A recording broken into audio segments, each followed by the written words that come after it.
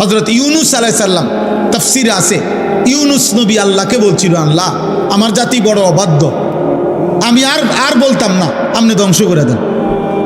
তখন তাফসীর আছে ইউনুস আলাইহিস সালামকে আল্লাহ বলছিলেন, ওই যে এখানে একটা লোক মাটি দিয়া মাটির পাত্র বানাইছে অনেকগুলো, তুমি একটু তার কাছে যাও তো। কুমার আর কি, কুমার।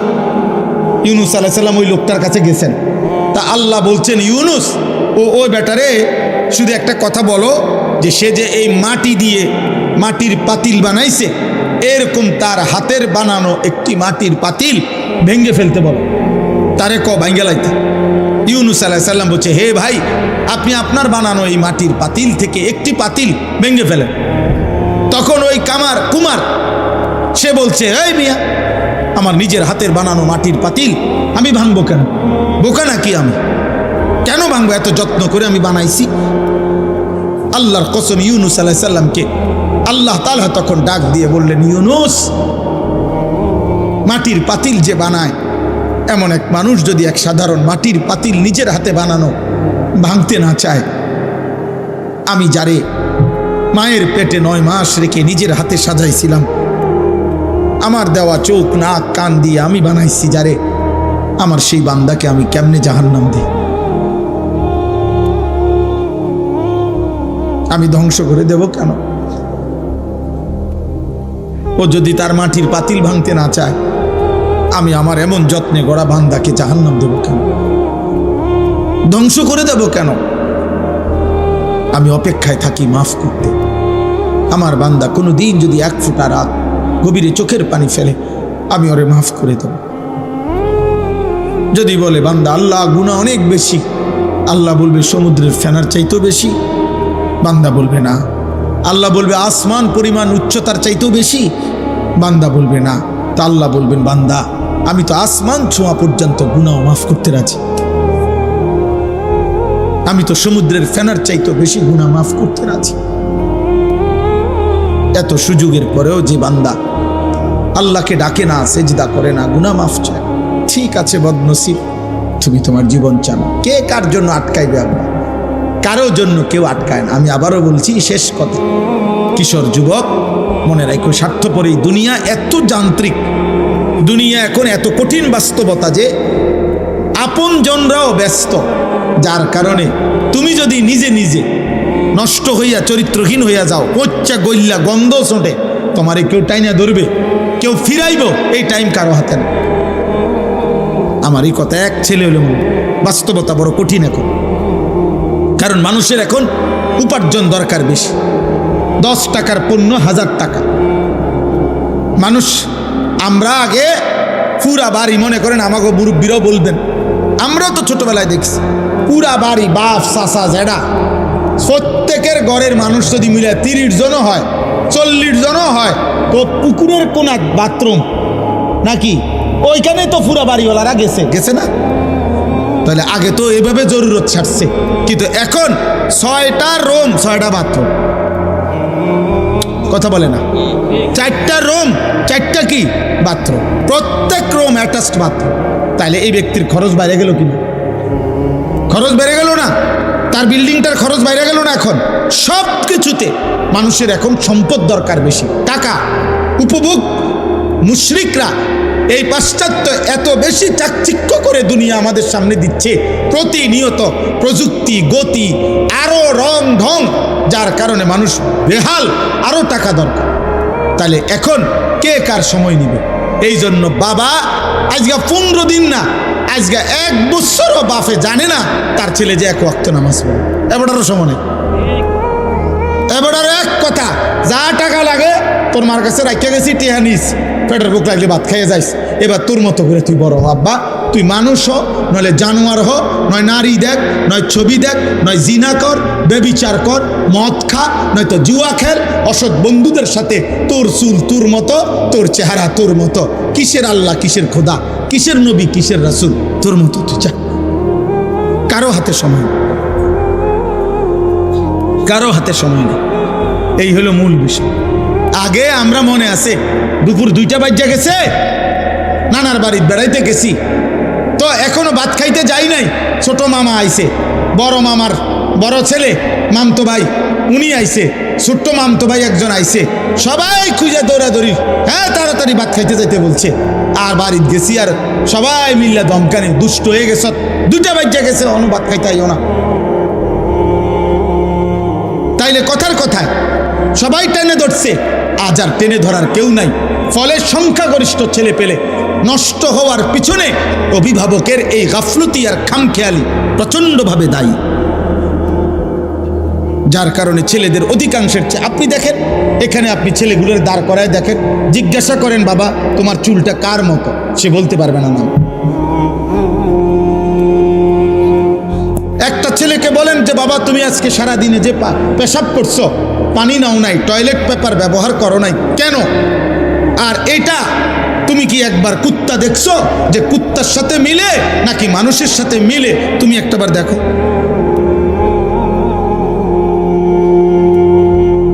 তুমি কি কোনো জানোয়ার দেখো নাই কোনোদিন যে জানোয়ার পেশাব করার পরে কি করে? তুমি কি কোনো মুমিন দেখো নাই মুমিন পেশাব করার পরে কি করে?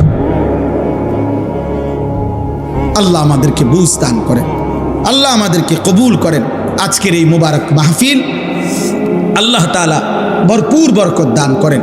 আমার জিন্দিগির একটা ফিকির ছিল, আমার জীবনের একটা স্বপ্ন, এই শেষ কথা আমার দোয়া করছি আপনাদের কাছে।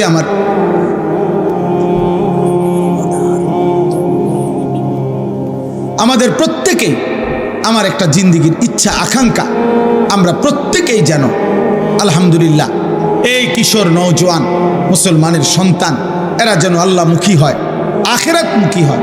আপনাদের রাত গভীরে অভিভাবকদেরকেও আমি বললাম, আপনারা যারা আসছেন কষ্ট করে, ছেলেরা যারা আয়োজন করেছেন, আল্লাহ আপনাদের সবাইকে ভালো রাখেন, কবুল করেন, বলেন আমিন, বলেন আমিন।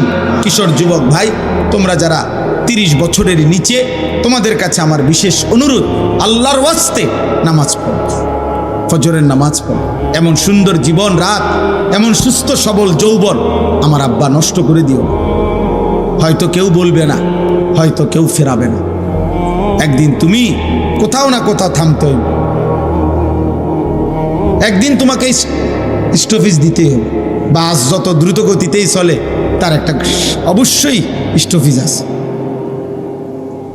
বিমান যত দ্রুত গতিতেই চলুক তার একটা গন্তব্য আছে, একখানে না একখানে থামতে হবে। হয় ফুয়েল শেষ হয়ে যাবে, আর নাই তো খল কবজা দুর্বল হয়ে যাবে। থামতেই হবে বাপ, আজ না হোক কাল।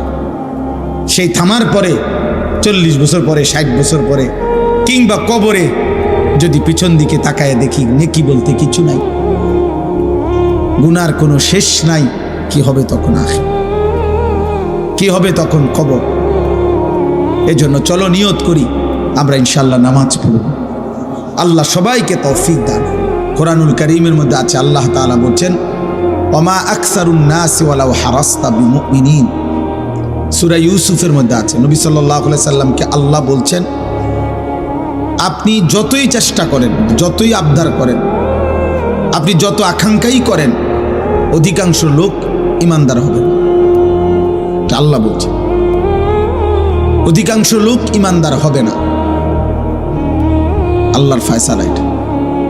ইবলিস শয়তান আল্লাহর কাছ থেকে যখন বিতাড়িত হয়েছে, তখন যাওয়ার সময় বলছে আল্লাহ আমি আপনাকে বলে গেলাম, আপনি আমাকে বিতাড়িত করে দিলেন, তবে আমি আপনার প্রতিটা বান্দার সামনে পিছনে ডানে বামে 4 দিক থেকেই গুনাহের আপনার নাফরমানির কুমন্ত্রণা দেব। আর তখন কি হবে? ওয়ালা তাজিদু আকসারাহুম শাকিরিন। আপনি মনে রাখেন আপনার অধিকাংশ বান্দাকেই আপনার প্রতি কৃতজ্ঞ পাবেন না। ইবলিস বলে আসছে। আল্লাহ তাআলা বলছে ঠিক আছে যা, তুই যা নাফরমান, শুধু এতটুকু বলবি দুনিয়ায় গিয়ে যে তুমি শয়তান এবং তোমার অনুসারী প্রত্যেককে দিয়েই আমি জাহান্নাম পূর্ণ করব, জাহান্নাম পূর্ণ করব, অসুবিধা নেই, দুনিয়া খাইতে দেব। এই জন্য দোস্ত, ইমান, সেজদা, নামাজ, আল্লাহর ইবাদত, বন্দিগি, এটা একটা ভিন্ন জিনিস। আর এই দুনিয়া এটা একটা ফালতু জিনিস। অর্থ, বিত্ত, মাল, দৌলত, ক্ষমতা, প্রভাব, প্রতিপত্তি, টাকা পয়সা, দুনিয়া ভোগ করা, এতটুকু একদম মামুলি বিষয়, একদম তুচ্ছ বিষয়, যার কারণে আল্লাহ তাআলা ইমানদার, কাফের, বেঈমান, সেজদাওয়ালা, সেজদা ছাড়া, অনুগত, অবাধ্য মানুষ, কাফের, বেঈমান, এমনকি জন্তু, জানোয়ার, কুকুর, বিড়াল, হাইওয়ান, চতুষ্পদ জন্তু, সবাইকে আল্লাহ দুনিয়া ভোগ করতে দেয়। এই যে খাল্লি বাল্লি এগুলা কোনো বিষয় না, যে যা দুনিয়া ভোগ করে। আল্লাহ বাদশার অনেক কিছু এমনও বেহুদা পড়ে থাকে। আল্লাহ তাআলা বলছে দুনিয়া আমার কাছে কিছুই না, কিছুই না। এই জন্য কেউ যদি কল্পনা করেন, দেখবেন যে দুনিয়া মাটির উপরে আমরা খাই, আপনি ওই আরেক দিকে তাকাইলে দেখবেন এই মাটির উপরে কুকুরও খায়। বিয়া বাড়িতে যেখানে প্যান্ডেলে বইয়া মানুষে ভাত খায়, দেখবেন ওই আরেক পাশে প্যান্ডেলের বাইরে কুকুরও তার খাবারই খায়। হাড্ডি তারই খাবার, যার খাবার যেটা সে ওইটাই খায়। অতএব দুনিয়া খুব পাইলাম, এটা আহামরি কিছু। দুনিয়া আল্লাহ তাআলা একদম তুচ্ছ করে দেখাইছেন, আখিরাত মহান করে দেখাইছেন। যিনি সৃষ্টি করেছেন তিনি এমনটা করেছেন, আপনার আমার কিছু করার না। কোম্পানি বলছে এটা 2 নম্বর, কোম্পানি বলছে ওইটা 1 নম্বর, কোম্পানি বলছে এটা ধোঁকা, কোম্পানি বলছে ওইটা আসল। তো আপনি কি করবেন? দুনিয়া আখিরাত উভয়ের সৃষ্টিকর্তা আল্লাহ। তো যিনি সৃষ্টিকর্তা তিনি বলছেন দুনিয়া ফালতু। ওমাল হায়াতুদ দুনিয়া ইল্লা লাইবুন ওয়া লাহবুন, আল্লাহ বলছে দুনিয়ার জীবন আর কিছুই নয়, শুধুই খেলাধুলা এবং তামাশা। আল্লাহ কোরআনে বলছে ওমা হাদিহিল হায়াতুদ দুনিয়া ইল্লা লাহবুন ওয়া লাইব, দুনিয়ার জীবন আর কিছুই নয়, শুধুই তামাশা, শুধুই খেলাধুলা। আল্লাহ তাআলা কোরআনুল কারীমে বলছেন ওমাল হায়াতুদ দুনিয়া ইল্লা মাতাউল গুরুর, দুনিয়ার জীবন শুধুই ধোঁকা। আল্লাহ বলছেন, এই কথাটা বারবার বলছে, দুনিয়ার জীবন শুধুই ধোঁকা, ধোঁকা, গুরুর, গুরুর, ধোঁকা। এখানের হাসিটাও ধোঁকা, এখানের কান্নাটাও ধোঁকা। যে এখন হাসে ও বাচ্চার মতো, দেখেন একটু পরে কাঁদবে। যে বাচ্চা কাঁদে একটু পরেই একটা চিপস দিলে ও আবার হাসবে। এই জন্য দোস্ত, দুনিয়া ধোঁকা। এখানে আলোর পিছনে অন্ধকার আছে, এখানে রোদের পিছনে বৃষ্টি আছে। বারবার এই কথা কোরআনুল কারীমের মধ্যে আছে। মানে আমার কথা হলো এই কথাটা বুঝানো যে আল্লাহ দুনিয়াকে তুচ্ছ করে দেখাইছে, আখিরাতকে মহান করে দেখাইছে। আল্লাহ তাআলা বলছেন ওয়ালা দারুল আখিরাতু খায়রুল লিল্লাযিনা ইয়াত্তাকুন, আখিরাতের ঘর জান্নাতি হচ্ছে মুত্তাকিদের জন্য উত্তম। ওয়া ইন্নাদ দারাল আখিরাতা লাহিয়াল হায়াওয়ান, আল্লাহ বলছে আখিরাতের ঘর জান্নাতি হচ্ছে জীবন, বেঁচে থাকার সার্থকতা। আল্লাহ তাআলা বলছে দুনিয়া, আল্লাহ তাআলা বলছে গুরুর, ধোঁকা। যুয়্যিনা লিন-নাসি হুব্বুশ শাহওয়াত মিনান নিসা ওয়াল বানিন ওয়াল কানাতিরিল মুকান্তারাতি মিনাদ যাহাবি ওয়াল ফিদ্দা ওয়াল খাইলিল মুসাওয়ামাতি ওয়াল আনআমি ওয়াল হারস। আল্লাহ তাআলা বলেন, বান্দা তোমার জীবনে সৌন্দর্যের যত আয়োজন এ আমার দেওয়া, নারীর সৌন্দর্য, স্ত্রীর আমার দেওয়া, ছেলে মেয়েদের সৌন্দর্য আমার দেওয়া, অর্থ উপার্জনের নেশা আমি আল্লাহর দেওয়া, আমি আল্লাহর দেওয়া, চারিদিকের এই যানবাহনের সৌন্দর্য আমি আল্লাহর দেওয়া, চতুষ্পদ জন্তু জানোয়ার আমি আল্লাহর দেওয়া, সমস্ত ফল ফসল ক্ষেত উৎপাদন আমি আল্লাহর দেওয়া। যালিকা মাতাউল হায়াতিদ দুনিয়া, এগুলো শুধুই কেবল দুনিয়ার জন্য উপকরণ। আল্লাহু ইনদাহু হুসনুল মাআব, আর আমি আল্লাহর কাছেই হচ্ছে আখিরাতে উত্তম প্রত্যাবর্তন। সাফ সাফ কোরআনের আয়াত, আপনি না বুঝলে কারোই কিছু করার নেই। আপনার কাছে টেলিভিশনের খবরের বিশ্বস্ততা আছে, আপনার কাছে সংবাদ পাঠিকা কোনো নারী সংবাদে চ্যানেলে খবর বললে সেটার মধ্যে আপনার কাছে নির্ভরতা আছে, হতেই পারে আমার কাছে আমার মালিকের কথার বিশ্বাসযোগ্যতা আছে। রাসূলুল্লাহ সাল্লাল্লাহু আলাইহি ওয়াসাল্লাম বলছেন, আল্লাহর কাছে দুনিয়া মাছির ডানা পরিমাণ মূল্য নেই। নবী সাল্লাল্লাহু আলাইহি ওয়াসাল্লাম বলছেন, আল্লাহর কাছে দুনিয়া কান কাটা মরা ছাগলের সমান মূল্য নেই। হাদিস, বিশুদ্ধ হাদিস। নবী সাল্লাল্লাহু আলাইহি সাল্লাম বলছে আল্লাহর কাছে দুনিয়া মালউনা, অভিশপ্ত। ওয়া মালউনুন মা ফিহা, সব অভিশপ্ত।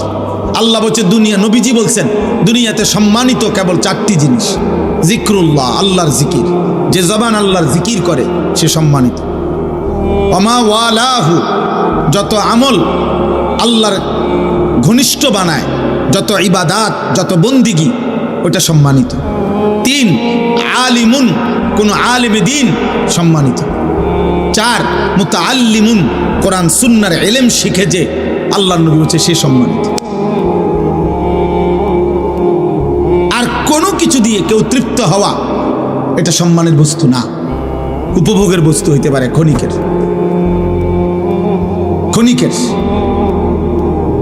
বাকিটা ক্ষণিকের। জাহারাতাল হায়াতিদ দুনিয়া, কোরআনুল কারীমের মধ্যে আছে। আল্লাহ তাআলা নবীজিকে বলছেন ওয়ালা তামুদ্দান্না আইনাইকা ইলা মা মাত্তা'না বিহি আজওয়াজাম মিনহুম। আল্লাহ বলছে বন্ধু, চারিদিকে আমি দুনিয়ার যা কিছু দিয়েছি, কোনো কিছু দেখে আপনি চোখ বড় করে তাকাবেন না। বাপরে, কিতারে এটা বিল্ডিং! আরে সুবহানাল্লাহ, গাড়ি নি কত হইব দাম চাই আন্দাজ কর? 80 লাখ মনে হইব না বেটা, 1 কোটি। চোখ বড় করে এমন ভাবে তাকাইতেছে করে, বিরাট কিছু। 80 লাখ টাকা দামের গাড়ি, 80 লাখ টাকার দামের গাড়ি দিয়া ইউরোপে ছাগল টানে, জাপানে 1 কোটি টাকা দামের গাড়ি দিয়ে ঘাস টানে, ঘাস।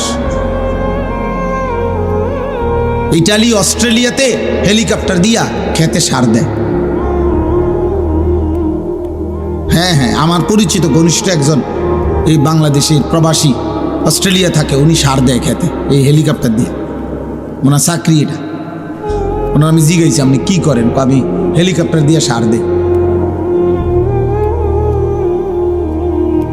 আমরা বাংলাদেশে হেলিকপ্টার দিয়ে সার দিব কোন বছর? এই 12 তারিখের পর, 13-14 তারিখের দিকে।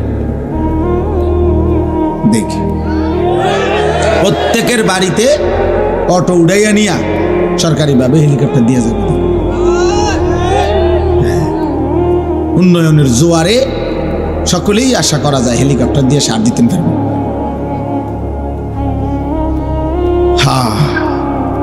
জীবনের নিরাপত্তা, জান মালের নিরাপত্তা, ইজ্জতের নিরাপত্তা, সুখে থাকার নিরাপত্তা, বেঁচে থাকার সার্থকতা মহান আল্লাহ তাআলার সাথে সম্পর্ক ছাড়া হবে না।